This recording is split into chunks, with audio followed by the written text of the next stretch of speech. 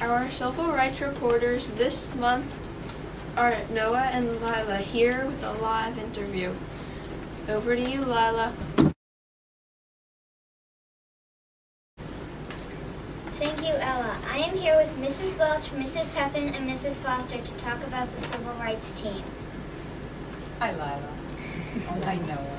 Mrs. Foster, what do you do on the civil rights team now? Well, the most important thing we do on the civil rights team is to promote the golden rule, where we're treating other people the way we'd like to be treated. And most recently we did, you all attended the Martin Luther King celebration we had in the gym. And now we are working on creating some special t-shirts that we can sell to the school, like we did the sweatshirts a few years ago, to raise money for some kind of organization.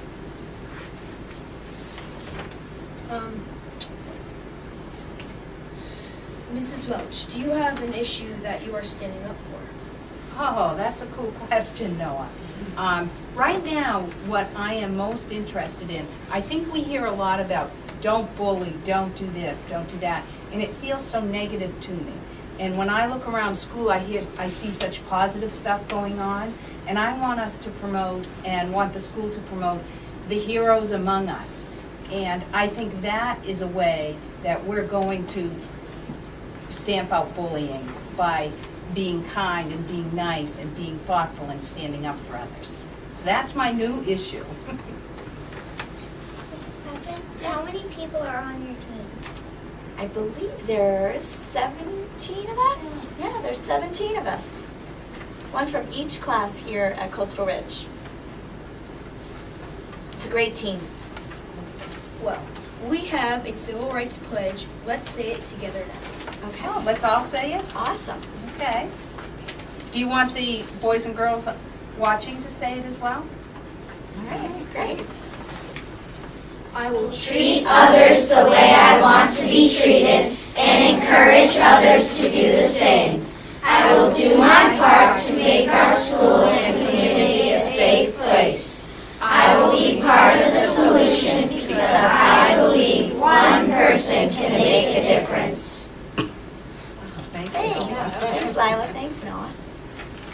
Mrs. Foster, what do you do if you see someone not being nice?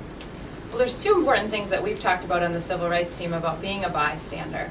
And one of the first things we've talked about doing is trying to stick up for that person that might be being bullied. But there's also a time and a place to get an adult to see if they can step in to help. So the two most important things we talk about are first standing up for someone and then getting some help if you need it. Mrs. Foster, have you seen anyone in your class We've do had- something like that? Standing up for someone Yeah. else? Oh, absolutely. My class has been wonderful this year in helping each other out and really just reminding people like, hey, maybe that wasn't the nicest way to say that. Or, hey, maybe that wasn't, the nicest way to tell someone you're not interested in playing with them or something like that. So we've been working really hard with your help to kind of talk about better ways to communicate with each other. Mrs. Pepin, have you ever been in the position of being a bystander? Oh, that's a great question.